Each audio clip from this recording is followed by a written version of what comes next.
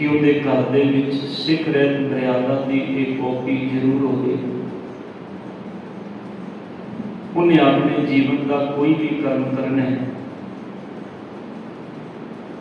उनके जीवन के जिन्ने भी संस्कार ने, भावें जन्म संस्कार है, भावें अमृत संस्कार है, भावें अनंत संस्कार ते भावें मृतक संस्कार, सिख के जीवन की रहनी बहनी, पंथक रहनी, साक्षी रहनी, इन्हां बारे ताकि बस लगे जो जरूरत पवे सिख उनके तो नॉलेज लैके अपना जीवन जियो सके। वैसे तो बाणी अपने आप में प्रेरणा स्रोत है। जिहड़ा गुरसिख बाणी गीतां प्रति पढ़दा ते सुनदा ते समझदा है, उन्होंने सतगुरु के हुक्म की सोझी सतगुरां दे वल्लों प्राप्त हो जाती है। इस तरह इस अमृत बाणी के अंदरों सिख फिर अपने जीवन को गुरु के आसे अनुसार जींदा है। आओ जिथे बचन आपां विचार करदे संकोचे सन, दो तरह की सिख की रहनी है साध संगत, एक पंथक रहनी ते दूजी साक्षी रहनी। साक्षी रहनी के अंदरों नाम बाणी के अभ्यास की गल हो रही सी, जिस अंदरों आपां गुरुद्वारा टॉपिक जिहदे उत्ते विचार कर रहे सन, जिहदे अंदर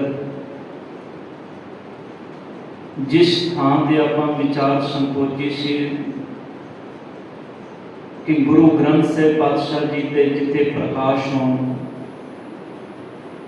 उथे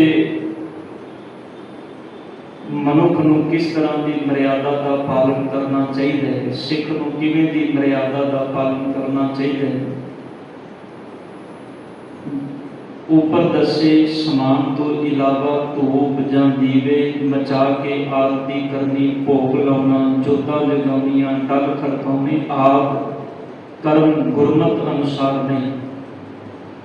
इस तो उपर जिहड़े विचार दसी गई है, जिनके अंदर ही आया सी भी गुरु ग्रंथ साहिब जी का प्रकाश किवें कीता जाए, सतगुरां नूं सन्मान के नाल प्रकाशना चाहिए, पढ़ना चाहिए, संतोखना चाहिए। प्रकाश की किहो जे समान की जरूरत है, साफ सुथरा गदेला होवे, चांदनी होवे, प्रकाश मंजी साहिब ते साफ सुथरे अस्थान ते सोहने साफ सुथरे वस्त्रां दे विच कीता जाए। ये सारी गुरुद्वारे टॉपिक के अंदर विचार आपां पिछले दीवाना विच पढ़ी।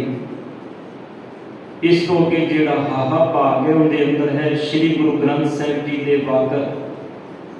साध संगत जिन्नी आप संगत बैठे हो, जे हाथों के रहत मर्यादा की कॉपी हो तो मेरे ख्याल में शायद आपको ज़्यादा समझ आएगी। हाहा भाग जिनके अंदर है कि श्री गुरु ग्रंथ साहिब जी के वाकर, वाकर का मतलब है तुल बराबर, किसी पुस्तक को अस्थापन नहीं करना। भी मान लो गुरु ग्रंथ साहिब पातशाह जी का प्रकाश है, तो जे असीं आखिए भी गुरु ग्रंथ साहिब पातशाह जी के बराबर किसी होर ग्रंथ या पुस्तक का प्रकाश कर दिता जाए, ध्यान देना अज साडे पंथ अंदर ऐसा हो रहा है। जे असीं छोटियां थावां का जिक्र करिए तो गल समझ विच आती है कि शायद इन्हां लोकां नूं मर्यादा की समझ नहीं, पर जे सब कुछ साडे तख्तां ते हो रहा है तो फिर असी समझ सकते हैं कि अज सिख कौम की हालत की हो सकती है। 5 तख्तां दे विचों एक तख्त श्री हरमंदर साहिब पटना साहिब, जिथे अज गुरु ग्रंथ साहिब पातशाह जी के तुल 10वें ग्रंथ का प्रकाश होता है। आप जी में नॉलेज होएगी, पता होएगा इस चीज बारे। जबकि मर्यादा के अंदर आप इस विचार को इतने कोट कर रहे हैं, जिन्होंने पढ़ रहे हैं भी श्री गुरु ग्रंथ साहिब जी के तुल बराबर किसी होर पुस्तक को स्थापन नहीं किया जा सकता। तो ख्याल करियो फिर ये जिम्मेदारी किंदी बनती है। आम सिख के उत्ते बोलेगा नहीं, ये जिम्मेदारी सिख पंथ के आगुआं की बनती कि जे एक मर्यादा के अंदर पंथ नूं लियाना है तो सानू उस मर्यादा का पालन किवें करना चाहिए, किस हद तक उस चीज को लागू करना चाहिए। बहुत ही ऐसिया थावां ने साध संगत जी जिन्हां स्थानां ते गुरु मर्यादा का एक कान हुंदा है ते हो रहा है, उन्हां थावां ते साडे आगू साडे जथेदार भी जांदे ने ते सिर झुकाते हैं। पर सच है भी जिवें बाबा वजीद साहब जी का बचन है ना, वजीदा कौन साहिब नूं आखे ओ नहीं इंज कर भी साहिब नूं किहड़ा आखे भी मेरे मालका चंगा नहीं ते इस ढंग दे नाल करना चाहिए, क्योंकि वो ते साहिब है, वो ते वड्डा है। ये तो हुण एक पंथ की अपनी जिम्मेदारी बनती है कि पंथ एकजुट हो। जो आप अपना पुराना इतिहास पढ़ते हैं, मैं डिटेल में ना जावा, जो आप इसकी डिटेल में जावांगे तो ये विषा बड़ा लंबा बन जाएगा। पर पुराने समय में जो आप अपना इतिहास पढ़ते हैं उन्हें ऐसिया कई बार उलझना पैदा हुई पंथ में, जिथे पंथ के आगू जिहड़े ने वो पंथ के अंदर पंथ की इकसारता के लिए कर्म नहीं करते सन। फिर उत्थे पंथ ने अपना सिर जोड़िया, पंथ एकत्र होया, सरबत खालसे के रूप में उस जगह पर बैठ के पंथ वालों मते पकाए गए। पर अज असीं जिन्ने हाँ साध संगत, मैं भी तुहाडे विच ही हाँ, मैं तुहाडे तो बाहर नहीं, आप सारे अज अपनी अपनी रोटी तक ही सीमित हो गए। पंथ नाल की हो रहा है, पंथ चो की होना चाहिए, गुरु ग्रंथ साहिब पातशाह जी की विचारधारा का कहान क्यों समाज में संसार में इंज हो रहा है, इस प्रथाए ना असीं जुड़ना चाहते हैं, ना असीं जुड़न का यत्न कर रहे हैं। एक बड़ा बड़ा विषय है। खैर जे असीं छोटिया छोटिया संस्थावां तो भी इन्हां चीज़ों को शुरू करिए, भाव जे असीं अपने अपने गुरुद्वारियां को इस चीज़ को शुरू कर दिए। मान लो जनकपुरी सीफोर का गुरुद्वारा जिथे आप बैठे हैं, जे आप ही इस मर्यादा को समझ लीए तो हर घर के गल, हर सिख के मन में गल प्रपक हो जाए तो मेरे ख्याल जो सिख जिथे भी जाएगा फिर घट तो घट जो इस मर्यादा तो वखरा कुछ हो रहा है सवाल करेगा तो ना, पूछेगा तो सही, पर जे पता ही ना होएगा तो फिर सवाल करने की गल तो खत्म ही हो जाती है। इस करके जो शब्द इतने है भी श्री गुरु ग्रंथ साहिब जी के तुल किसी पुस्तक को स्थापन नहीं करना, गुरु ग्रंथ साहिब जी के बराबर किसी होर ग्रंथ का प्रकाश नहीं हो सकता। गुरुद्वारे में कोई मूर्ति पूजा या होर गुरमत के विरुद्ध कोई रीति या संस्कार ना हो। यही कारण है तुसी अज तो कुछ समय पहला चले जाओ गुरुद्वारियां में तुहानूं तस्वीरां फोटोआं लगियां मिल जांदियां सन, पर जिवें जिवें मर्यादा का प्रसार होया, गुरबाणी की समझ आई, फिर ये जिहड़ी सिख लहर चली सी गुरुद्वारा सुधार लिया, उनके अंदर सारे पॉइंट सन उस वेले जिनका आप पहले दिन जिक्र करके गए भी गुरुद्वारे के अंदर किसी भी मूर्ति पूजा या होर गुरमत के विरुद्ध जिहड़ी गुरु की विचार तो विपरीत है, विरुद्ध है, उल्ट है गल, कोई रीति या संस्कार ना हो। भाव जिहड़ी चीज गुरमत के दायरे में नहीं आती, ये सिर्फ गुरुद्वारियां तक असीं अपने घरां विच वेखो साध संगत आप घरां विच जाण दा सबब बनदा है। जो आप प्रभात फेरियां जाने हैं, प्रभात फेरियां ते की हुंदा है, जिन्हां दे घर विच प्रभात फेरी गई उन्होंने सामने एक फोटो रखी हुई है गुरु नानक साहिब पातशाह जी की, उत्ते एक माला पाई, हार पाया होया ते जिहड़ी संगत आ रही उत्थे मत्था टेक रही है। हुण इत्थे बड़े शब्द गुरु ग्रंथ साहिब जी के जा रहे हैं, पूजा मूर्ति भी हो रही है, पर कभी साडे मन में सवाल पैदा होया है, असीं कभी जाके कहा उन्होंने भी भाई साहब जी ये तुसीं गलत कर रहे हो, ये फोटो चुक दो, इत्थों इत्थे नहीं होनी चाहिए। ये चीज़ां सानूं समझनियां पैणियां ने ताकि असीं इन्हां नूं इंप्लीमेंट कर सकीए। इत्थे जिहड़ा पॉइंट है, गुरुद्वारे विच कोई मूर्ति पूजा या होर गुरमत के विरुद्ध कोई रीति या संस्कार ना होवे, ना ही कोई आगमत का त्यौहार मनाया जाए। आगमत का भाव जिहड़ा त्यौहार गुरमत के अनुसार नहीं, वो त्यौहार अनमत है। गुरमत के अनुसार किहड़े त्यौहार ने, ध्यान देना, गुरमत के अनुसार जिहड़े त्यौहार ने ना उन्हें गुरु ग्रंथ साहिब पातशाह जिहड़े गुरुद्वारियां विच मनाए जा सकते हैं, वो है गुरु ग्रंथ साहिब पातशाह जी का प्रकाश पुरब, गुरु साहिबाना के प्रकाश पुरब, गुरु साहिबाना के ज्योति जोत पुरब। ये जिहड़े दिन ने इन्हां दा जिक्र अगे जाके आएगा, उन्होंने आपां डिटेल विच पढ़ांगे कि जिहड़े सिख ने गुरुद्वारियां दे विच मनाने ने। पर अज बहुत कुछ ऐसा हो रहा है जिथे सतगुरां दी मर्यादा का घाण होंदा है। कई ऐसे गुरुद्वारियां दे विच तुहानूं मितां प्रति खबरां भी मिलदियां होणगीआं सोशल मीडिया ते भी अज फलाने गुरुद्वारे के अंदर आ त्यौहार मनाया गया, उत्थे आ कुछ किया गया। पर सतगुर कहते हैं ये चीज़ां जिहड़ियां ने ये गुरमत के विरुद्ध ने, ये गुरमत के अनुसार नहीं। ना ही अनमत का त्यौहार मनाया जाए, हाँ किसी होर मौके या इकत्तरता गुरमत के प्रचार लई वरतना योग नहीं।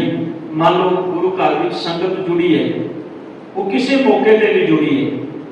मान लो हम दिवाली का त्यौहार है, दिवाली के त्यौहार से लोग गुरुद्वारे विच आ रहे हैं मत्था टेकन के लिए, पर इत्थे अनमत का प्रचार करने की बजाय असी उस मौके को साम सकते हैं, उस मौके पर असी गुरबाणी का प्रचार कर सकते हैं, गुरबाणी की विचार कर सकते हैं, संगतां गुरमत नाल जोड़ सकते हैं। उस मौके पर असी मनमत का प्रचार नहीं करना, उस मौके पर भी असी गुरमत की गल करनी है, ताकि जिहड़ा संगत का इकट्ठ होया है उस संगत के इकट्ठ को गुरमत नाल जोड़िया जा सके। इसे करके इत्थे थल्ले पॉइंट दिता गया भी किसी मौके का इकत्तरता को गुरमत के प्रचार लई वरतना अयोग नहीं। गुरमत के प्रचार लई उन्हें वरतिया जा सकता है, पर उत्थे गल गुरमत की होनी चाहिए, मनमत की नहीं। फिर अगला पॉइंट कक्का पॉइंट है श्री गुरु ग्रंथ साहिब जी के पंगूड़े के पावियां नूं मुठियां भरनियां। तुसीं देखो कई संगतां गुरुद्वारे मत्था टेकदियां ने, मत्था टेकन तो बाद सतगुरां दे पावे नूं आके ते मुठियां नपदियां, पावे नपदियां। खास करके मातावां भैणां वो इहो जिहे मनमतां नूं बड़ा जोर दिंदियां ने।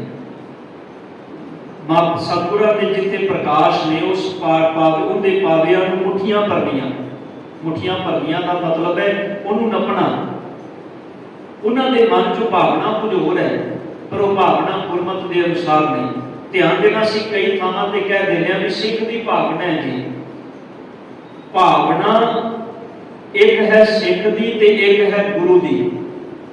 ध्यान देना मैं सिख हाँ, मेरी भावना कोई भी हो सकती, मैं अनमत वाल वेख के अपनी भावना बना सकना।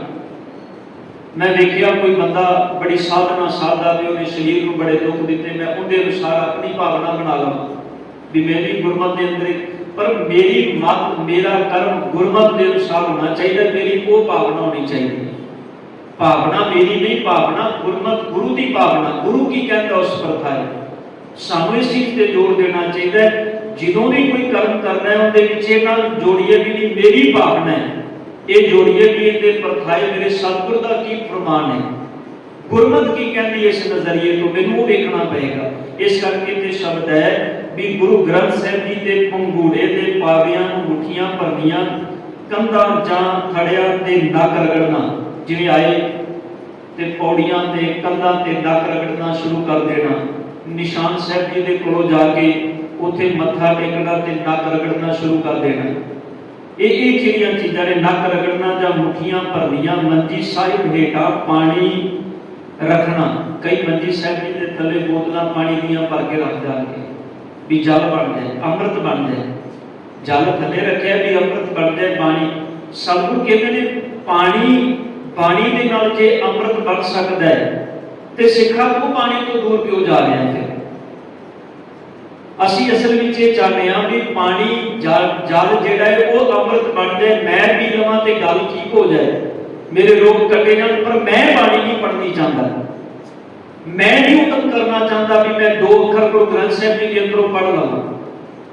हुण ये गल सोचण वाली है साध संगत, जिवें जिवें साडे जीवन विच अजोके समय विच निगार आ रहा है, क्योंकि असी सारियां चीज़ां च बाहर मुखी चीज़ां दे नाल जुड़ के रह गए। भी पाठ आप नहीं करना, करवा लेना ये चीज़ां जिथे, क्योंकि जिहड़ी चीज़ की जरूरत मैनू है, ਮੰਨ ਲਓ ਭੁੱਖ ਮੈਨੂੰ ਲੱਗੀ ਹੈ ਤੇ ਮੈਂ ਦੂਜੇ ਬੰਦੇ ਨੂੰ ਕਿਵੇਂ ਕਹਿ ਦਿਆਂਗਾ ਭਾਈ ਮੇਰੀ ਜਗ੍ਹਾ ਤੇ ਰੋਟੀ ਤੂੰ ਖਾ ਲੈ ਤੇ ਤੇਰੀ ਭੁੱਖ ਮਿਟ ਜਾਏਗੀ। ਕਦੀ ਐਸਾ ਹੁੰਦਾ ਸਾਧ ਸੰਗਤ? ਨਹੀਂ। ਸਾਨੂੰ ਜੇ ਭੁੱਖ ਲੱਗੀ ਹੈ ਤੇ ਖਾਣਾ ਆਪ ਹੀ ਖਾਣਾ ਪਏਗਾ।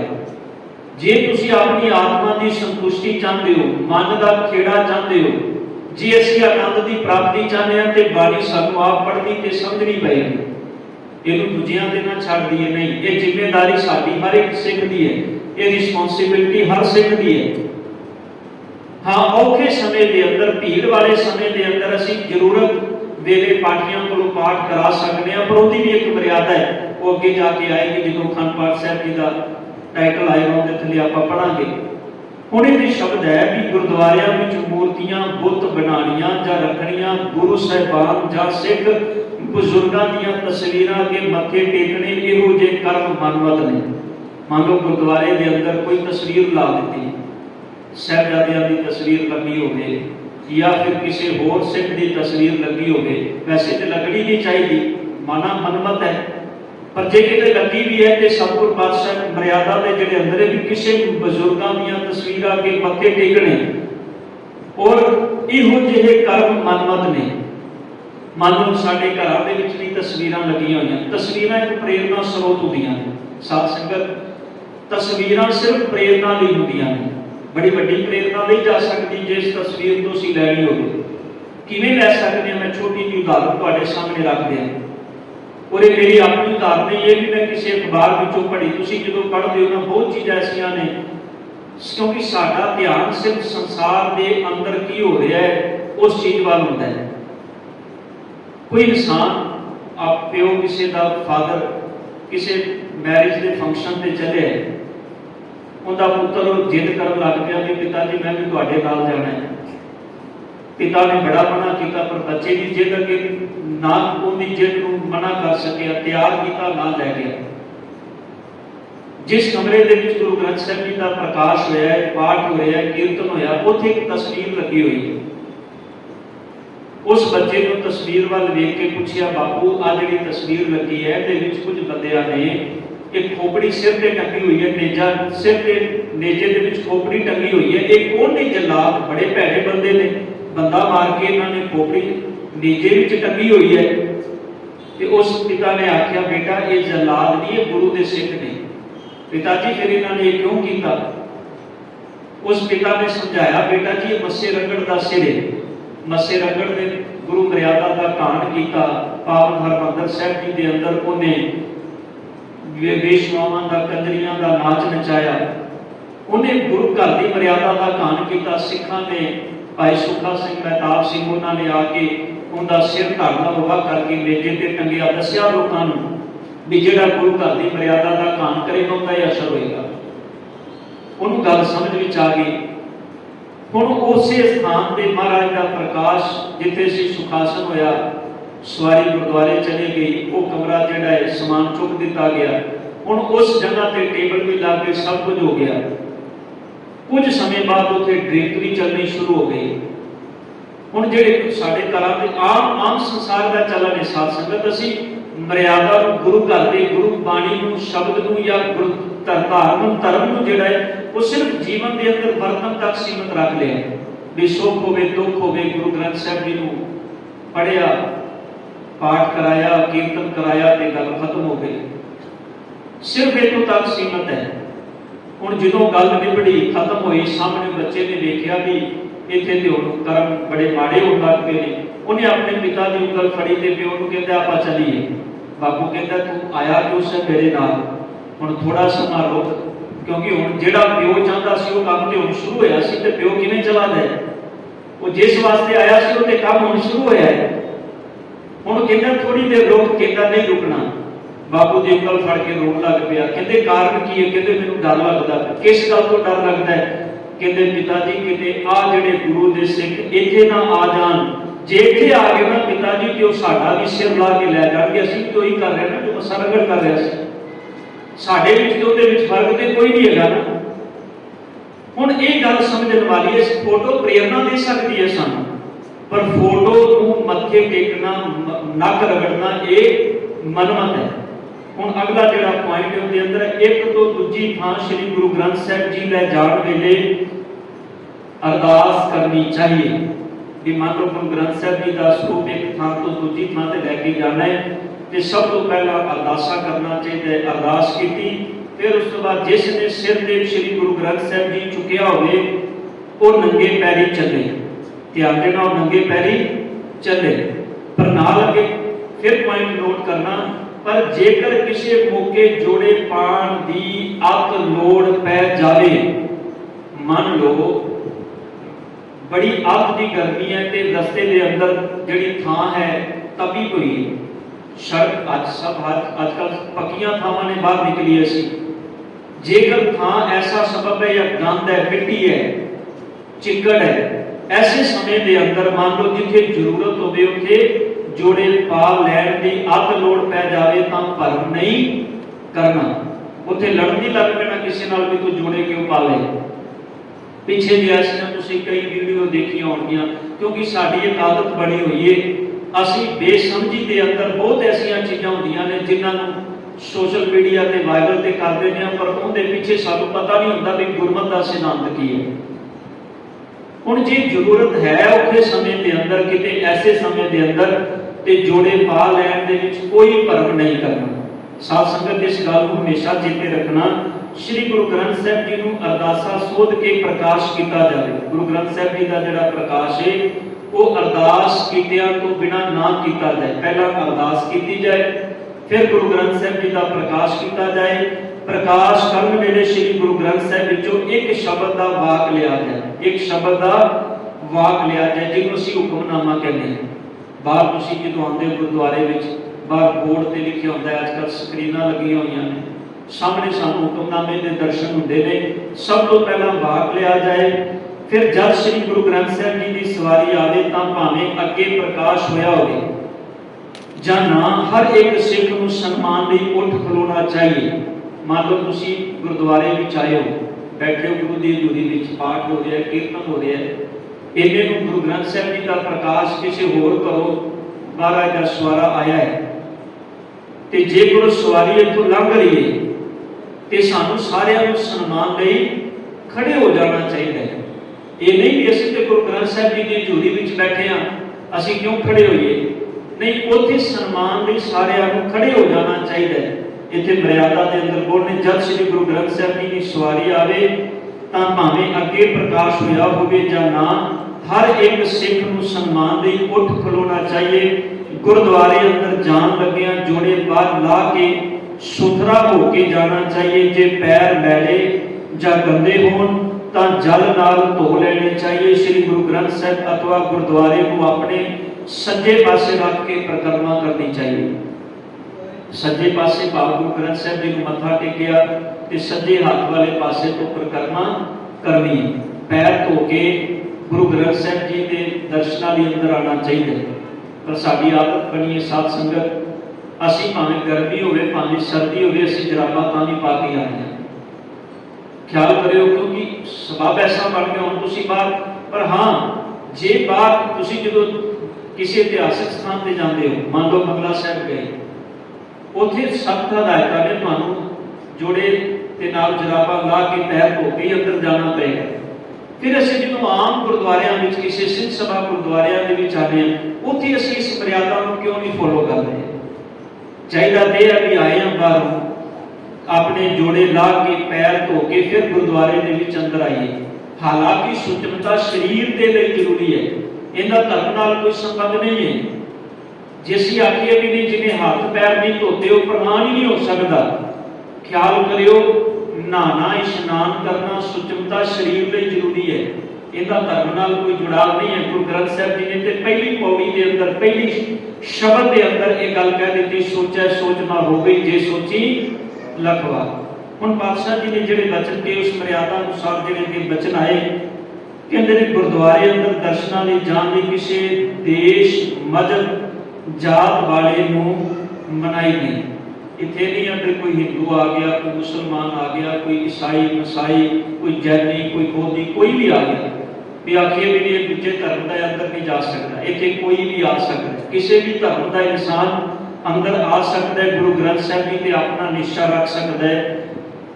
अंदर जाके सिख का पहला कर्म श्री गुरु ग्रंथ साहब जी के अगे मत्था टेकना, उपरंत गुरु रूप साध संगत दे दर्शन करके सहज नाल वाहिगुरू जी का खालसा वाहिगुरू जी की फतेह बुलानी।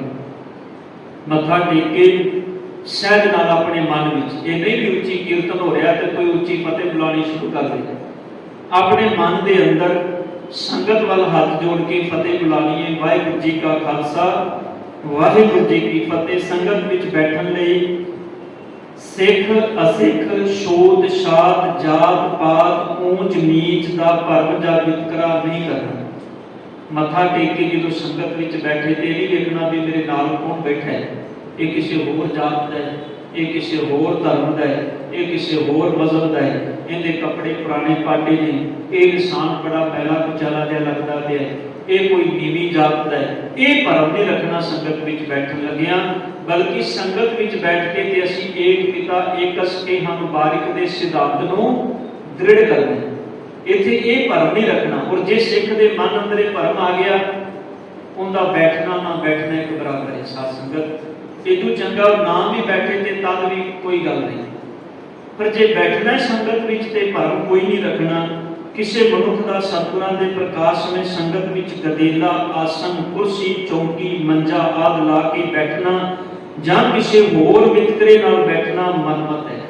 हुण आप पॉइंट मर्यादा के अंदर है, पर हुण गुरुद्वारियां के अंदर कुर्सियां भी आ गई, ये जरूरतमंद ने तो ठीक है भी एक बंदा अत का जरूरतमंद है, वो नहीं थले बैठ सकता, बड़ी ज़्यादा प्रॉब्लम है। पर ख्याल करियो ये सच विच ये सिर्फ शहरों के अंदर ही है। तुसीं पिंडां दे अंदर चले जाओ, तुहानूं 90-90 साल के बजुर्ग बंदे भी, इतों तक 100-100 साल के बुजुर्ग बंदे भी मिलणगे जिन्हां को बैठना उठना बड़ा औखा होंदा है, सहारा लैके बैठते ते उठते हैं, पर वो संगत दे विच थल्ले ही रहिंदे ने। क्योंकि देखो जिहड़ी चीज़ मर्यादा अंदर है वो मर्यादा दे विच ही रखिया जाए तो चंगा है। हुण भरम नहीं कोई करना। मैं पहलों बेनती कर दी है भी जिस बंदे को जरूरत है, बहुत ज़्यादा जरूरत है, वो बैठ जाए तो ठीक है, पर ख्याल करे हुण ते हालात ये बन गए ने भी आ देख लो कितों तक कुर्सियां आ गई। मैं कहना होर 10 साल रुक जाओ, ये कुर्सियां बराबर आ जानियां ने। इत्थे ये थले बैठने वाला शायद रिवाज ही खत्म ना हो जाए। जी असी ठीक है समय के हिसाब नाल चलना बड़ा जरूरी है, पर समय के हिसाब नाल चलने का मतलब ये नहीं भी असी गुरु ग्रंथ साहब जी के बराबर ही कुर्सियां डाह के बैठना शुरू कर दिए। सतगुरु गुरु ग्रंथ साहब पातशाह जी के बराबर महाराज के प्रकाश समय गदेला आसन कुर्सी चौकी मंजा आदि ला के बैठना जां किसी होर वितकरे नाल बैठना ये मनमत है। कई ऐसे साध होंदे ने, तुसीं वेखिया होना गुरु ग्रंथ साहब जी के बराबर गदेले ला के बैठ जाते हैं और सिख उन्हां दे चरणों दे विच मत्थे टेक रहे होंदे ने। बड़ी कमाल की गल है। पहली गल तो है जिते गुरु ग्रंथ साहब जी का प्रकाश उत्ते किसी होर दे अगे सिर झुकना ही नहीं चाहिए। पर सोचने वाली गल है कि वो सिख भी किहो जिहे ने जिहड़े उत्थे उहदे सामने मत्था टेक रहे हैं। इहदा मतलब है वो सिर्फ भेख दे सिख ने, असल विच वो सिख नहीं। क्योंकि सतगुरु गुरु गोबिंद सिंह साहब जी का हुक्म है, पातशाह जी ने जो मर्यादा दी तो भाई नंद लाल जी कहते हैं भी जिहड़ा सिख भेखी है ना वो गुरु को चंगा नहीं लगता। ते पातशाह जी के बाबत इसे करके मर्यादा अंदर ये वचन लिखे गए संगत विच जां सतगुरां दे प्रकाश में किसी सिख नूं नंगे सिर नहीं बैठना। भी कोई भी सिख होवे, बीबी होवे, बंदा होवे, कोई भी है, नंगे सिर नहीं बैठना चाहिए। संगत विच सिख इस्त्रियां लई पर्दा करना जां घुंड कढ़ना भी कई जगह ते प्रथा है अज भी। तुसीं इधर राजस्थान साइड ते चले जाओ, पर जो संगत विच बैठे होइए उदों ना किसी ने पर्दा ना घुंड कढ़ना। ये चीज़ां जिहड़ियां ने इस संगत विच गुरु ग्रंथ साहब जी की हजूरी विच नहीं होनियां चाहिए। फिर इस तो अगे पॉइंट है तख्त किहड़े ने? श्री अकाल तख्त साहब अमृतसर साहब, तख्त श्री पटना साहब, तख्त श्री केसगढ़ साहब आनंदपुर साहब, तख्त श्री हजूर साहब नंदेड़ साहिब, तख्त श्री दमदमा साहब तलवंडी साबो। ये 5 तख्त ने जो हर सिख को याद होने चाहिए ने भी साढ़े 5 तख्त ने। तख्तां दे खास स्थान उत्ते केवल रहतवान अमृतधारी सिंह जां सिंघनी ही चढ़ सकदे ने। जिहड़े तख्त ने उन्हां तख्तां दे उपर सिर्फ रहतवान सिंह ही चढ़ सकदे ने। जिहड़े तख्त स्थान बने ने ना उत्थे आम गुरुद्वारे अंदर कोई भी जा सकदा है, किसी दे लई कोई रोक नहीं। पर जिहड़े तख्त स्थान ने जिवें 5 तख्त ने, जे तुसीं अकाल तख्त ते जांदे हो उत्थे जिहड़ा मेन स्थान है शीश झुकाण कोई भी जा सकदा है, पर जिहड़ा मेन स्थान है जिवें मान लो ना ਆਪਾਂ गुरुद्वारे विच आए ते सेवा करन लई कोई भी सेवा कर सकदा है, सिख कर सकदा है, नॉन सिख कर सकदा है, किसी धर्म का किसी मजहब का कर सकदा है। पर जो तख्त की एक मर्यादा है उत्थे रहतमान सिख जिहड़ा है वही ऊपर चढ़ सकता है सेवा दे लिए, दूजा नहीं। फिर नाल बच्चे ने हर एक गुरुद्वारे विच निशान साहब किसी उच्ची थां ते लगा होवे। निशान साहब हर गुरुद्वारे दे विच होना जरूरी है। निशान साहब तो बिना गुरुद्वारा गुरुद्वारा नहीं। ध्यान देना एक गल चेते रखियो, क्योंकि निशान साहब की अपनी इंपोर्टेंस है। एक निशान इसे करके पंथ के अंदर ये विचार प्रचलित से भी जोड़ते निशान रहे पंथ महाराज के। जिहड़ा निशान है गुरुद्वारे की मर्यादा के अंदर भाई कान सिंह नाभा नूं तुसीं महान कुछ पढ़ो, उनके अंदर जो निशान साहब जी का चैप्टर पढ़ोगे ना उत्थे जिक्र है कि निशान साहब की जरूरत क्यों है गुरुद्वारे के अंदर। निशान साहब इस गल का प्रतीक है भी रस्ते जाते दूरों, और इन्ना उच्चा निशान साहब होना चाहिए कि दूरों भी नजर आ जाए कि इत्थे गुरुद्वारा है, ताकि किसी लोड़मंद नूं कोई जरूरत है उन्होंने कपड़े दी, खान पीन की, रहन की, एक रात कटन की, कोई समय किसी चीज़ की जरूरत है, वो निशान साहब को देख के ते गुरुद्वारे पहुँच के वो पंथ के सामने गुरुद्वारे के अंदर आके अपनी उस जरूरत को दसे तो उसकी जरूरत पूरी हो सके। तो माफ़ करना जिथे जरूरत पूरी नहीं होती, भाई साहब भाई कान सिंह नाभा जी ने आख्या उत्थे बड़ी विचारन की जरूरत है। उत्थे वो गुरुद्वारा जिथे मान लो कोई रात बराते भी आ गया भी भुख लगी है, जे असीं उहदी भुख दूर नहीं कर सकते, उनके कपड़ियां का बंदोबस्त नहीं कर सकते, ये एक मैनेजमेंट दीयां ड्यूटियां ने। मैनेजमेंट क्यों बनती है? इसी चीज़ लिए बनती है ताकि रात बराते किसी समय कोई भी आ जाए लोड़वंद, निशान साहब उनके अंदर एक उम्मीद है भी मैं इत्थे जावांगा तो मेरी जरूरत पूरी होएगी। इसे करके निशान साहब जिहड़ा है वो किसी उच्ची थां ते लगा होवे।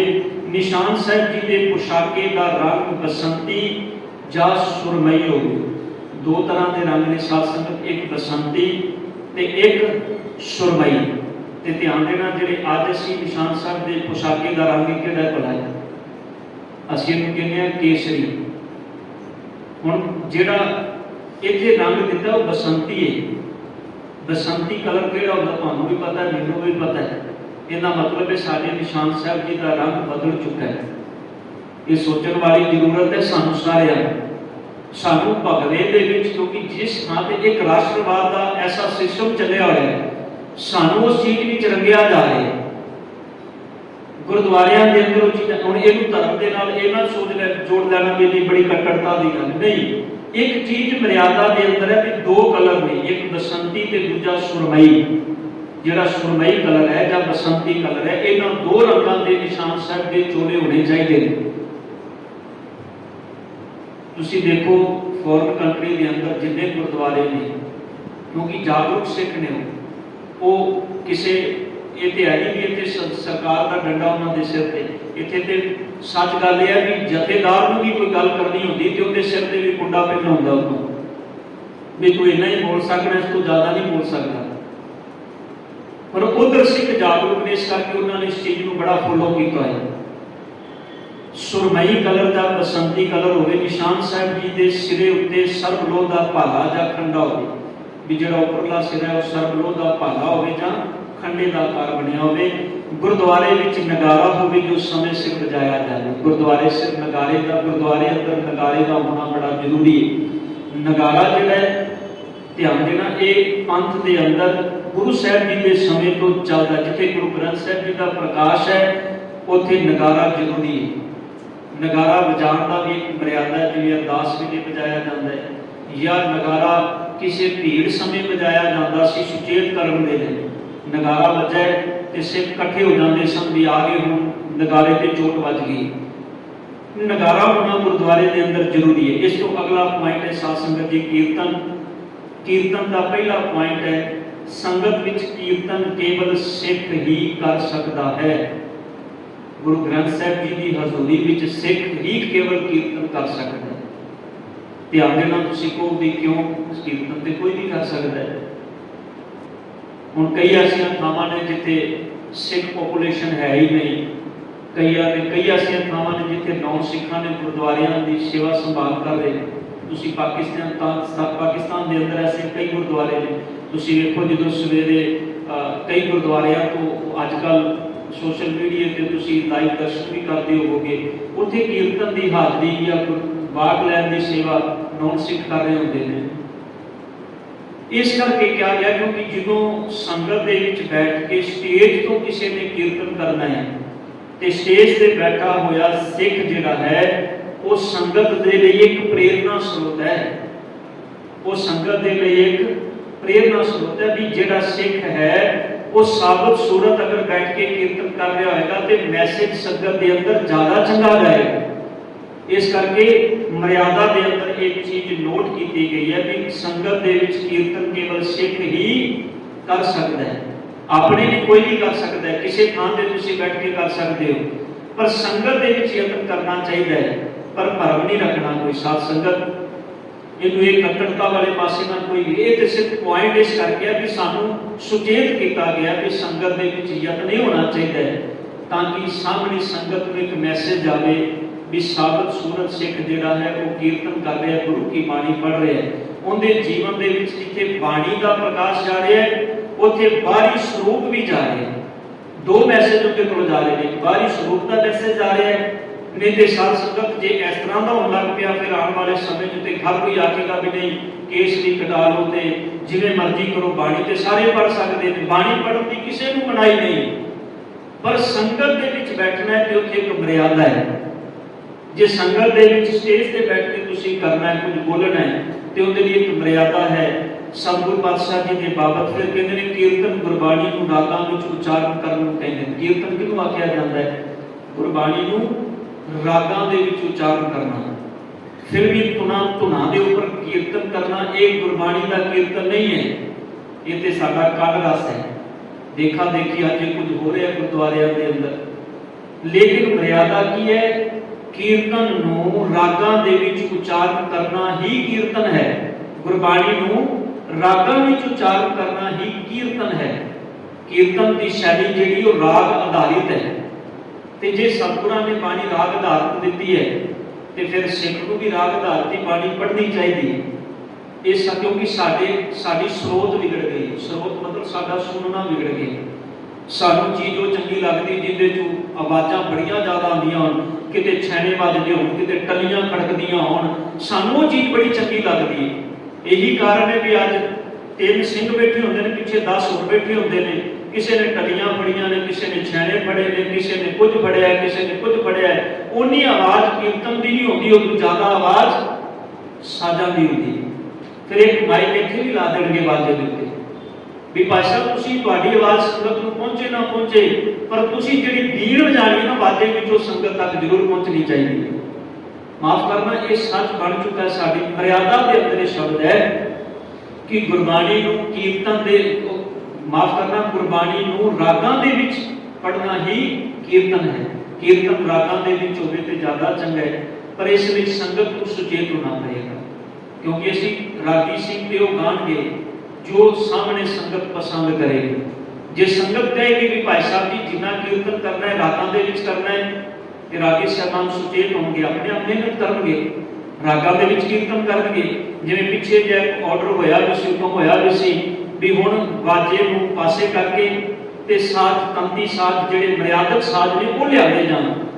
ਪਰ ਇਹਦਾ ਮਤਲਬ ਇਹ ਨਹੀਂ, ਕਈ ਐਸੀਆਂ ਗੱਲਾਂ ਵੀ ਆਈਆਂ ਜਿੱਥੇ ਵਾਜਿਆਂ ਬਾਬਤ ਬੜਾ ਬੁਰਾ ਵੀ ਬੋਲਿਆ ਗਿਆ, ਪਰ ਸਾਜ਼ ਹੀ ਉਹ ਸਾਡੇ ਇਤਿਹਾਸਕ ਸਾਜ਼ ਨੇ ਜਿਹੜੇ ਗੁਰੂ ਮਰਿਆਦਾ ਗੁਰੂ ਸਾਹਿਬ ਜੀ ਦੇ ਸਮੇਂ ਤੋਂ ਆ ਰਹੇ ਨੇ। ਜਿਵੇਂ ਗੁਰੂ ਨਾਨਕ ਪਾਤਸ਼ਾਹ ਜੀ ਜਿਹਦੇ ਬਾਬਤ ਬੜਾ ਪਿਆਰਾ ਉਪਦੇਸ਼ ਵੀ ਇਹ ਘੱਲ ਕੇ ਫਿਰਨ ਦੇ ਤਾਈ ਧੰਨ ਗੁਰੂ ਨਾਨਕ ਪਾਤਸ਼ਾਹ ਜੀ ਨੇ ਭਾਈ ਮਰਦਾਨੇ ਨੂੰ ਫਿਰੰਦੇ ਕੋਲ ਭੇਜਿਆ ਵੀ ਰਬਾਬ ਭਲੀ ਰਬਾਬ ਦੇ ਗੁਰੂ ਨਾਨਕ ਸਾਹਿਬ ਜੀ ਰਬਾਬ ਨਾਲ ਕੀਰਤਨ ਕਰਦੇ ਸਨ।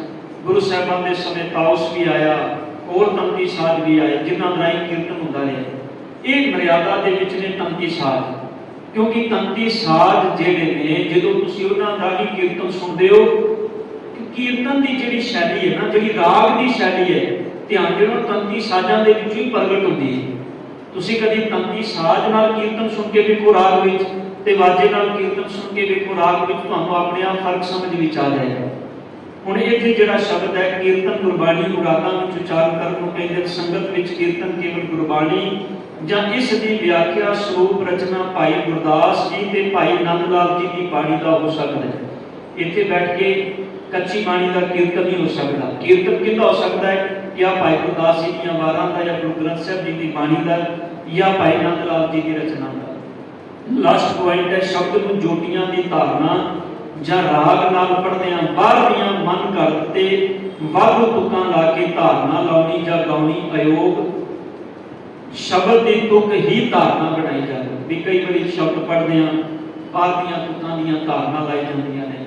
ਪੁਰਾਣੇ ਸਮੇਂ 'ਚ ਐਸਾ ਬੜਾ ਹੁੰਦਾ ਸੀ। ਅੱਜ ਵੀ ਜਦੋਂ ਨਗਰ ਕੀਰਤਨੀਆਂ ਪ੍ਰਭਾਤ ਫੇਰੀਆਂ ਨਿਕਲਦੀਆਂ ਨੇ, ਸ਼ਬਦ ਪੜ੍ਹੇ ਜਾਂਦੇ ਨੇ, ਧਾਰਨਾਵਾਂ ਲਾਈਆਂ ਜਾਂਦੀਆਂ ਨੇ। ਉਹ ਧਾਰਨਾਵਾਂ ਬਾਹਰੋਂ ਨਹੀਂ ਜੋੜਦੀਆਂ। ਸ਼ਬਦ ਦੀ ਤੁਕ ਨੂੰ ਧਾਰਨਾ ਬਣਾ ਕੇ ਲਾਇਆ ਜਾਏ। ਬਾਹਰੋਂ ਆਪਣੇ ਵੱਲੋਂ ਪੰਕਤੀਆਂ ਲੈ ਕੇ ਉਸ ਸ਼ਬਦ ਦੇ ਵਿੱਚ ਫਿੱਟ ਨਹੀਂ ਕਰਨੀਆਂ ਵੀ ਅਸੀਂ ਆਪਣੇ ਵੱਲੋਂ ਧਾਰਨਾ ਲੈ ਕੇ ਸ਼ਬਦ ਵਿੱਚ ਪੜ੍ਹਨੀ ਸ਼ੁਰੂ ਕਰ ਦਿੱਤੀ। ਨਹੀਂ, ਗੁਰਬਾਣੀ ਦੀ ਤੁਕ ਨੂੰ ਹੀ ਧਾਰਨਾ ਬਣਾ ਕੇ ਵਾਰ-ਵਾਰ, ਧਾਰਨਾ ਦਾ ਮਤਲਬ ਹੈ ਜਿਹੜੀ ਤੁਕ ਵਾਰ-ਵਾਰ ਪੜ੍ਹੀ ਜਾਣੀ।